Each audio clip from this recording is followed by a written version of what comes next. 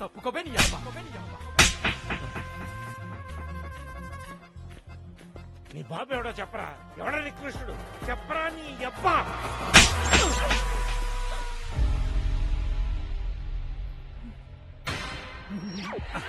మొగుండు కొడితే ఇలా దెయ్యంలో నవ్వుద్దేంటి?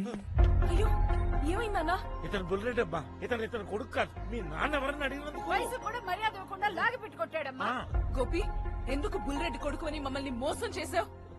మా నాన్నని ఎందుకు కొట్టావు? సమీరా, ఇప్పుడు నేనేం చెప్పే పొజిషన్ లో లేను. పాప సేఫ్టీ ఇంపార్టెంట్.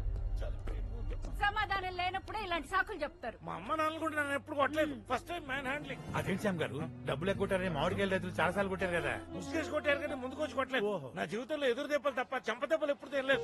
అమ్మా సమీరా, వాడు చైన్ దొబ్బేసినప్పుడే ఎలాంటోడో క్యాచ్ చేయాల్సింది. చూడమ్మా, అమాయకత్వంతో మళ్ళీ మోసపోయావు. మూడోసారి మోసపోతే మూర్ఖత్వం అవుద్ది. కస్తూరి, అమ్మాయిని తీసుకుని అన్నయ్య దగ్గరికి వెళ్ళి చెప్తాను. రెడ్డి, టైంకు నువ్వు కనపడడం వల్ల చిన్న డ్రామా ఆడి పాప మన తెరిచేసా.